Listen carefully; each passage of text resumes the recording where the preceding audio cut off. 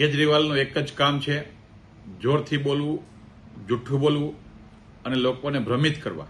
હું વારંવાર કહું છું કે ગુજરાતની શાંતિ અને સલામતી ડોળવાના શાંત પાણીમાં પથરા નાખવા માટેનું આખી ટીમ કામ કરી રહી છે. મને બરાબર યાદ છે કે કેજરીવાલજી એમ કહે છે કે ભાજપ કોંગ્રેસ એક સિક્કાની બે બાજુ છે. કેજરીવાલજી, આ ગુજરાત છે, આ ગુજરાતીઓ છે, બધા જ જાણે છે કે 2024ની લોકસભાની ચૂંટણી આપ ઇન્ડીના સાથીદાર તરીકે લડ્યા છો આખા દેશમાં. આપ રાહુલજી અને સોનિયાજીના બંગલા પર જઈને ખીર સુરમા ખાવ છો, સાથે ભળીને ગળે મળો છો અને ભાજપને હરાવવા માટે આખા દેશમાં ષડયંત્રો અનેક પ્રકારના આપને કોંગ્રેસની આગેવાનીમાં કર્યા હતા. અને આપ અમને સર્ટિફિકેટ આપવા માટે ગુજરાત આવશો કે ભાજપ કોંગ્રેસ એક છે?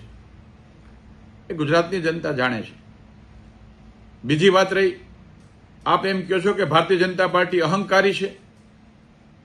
ચોક્કસપણે કાયદો અને વ્યવસ્થા કોઈ હાથમાં લેશો તો એની પર કાયદાનું કામ કરતું છે, સરકારનું કામ છે.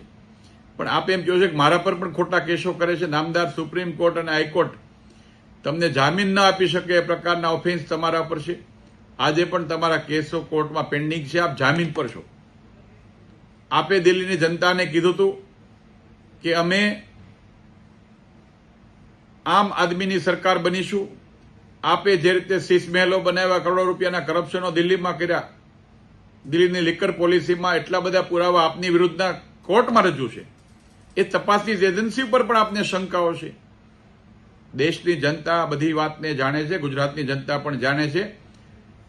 આપ આપના કેરેક્ટરને ગુજરાતની અંદર સાચું સાબિત નહીં કરી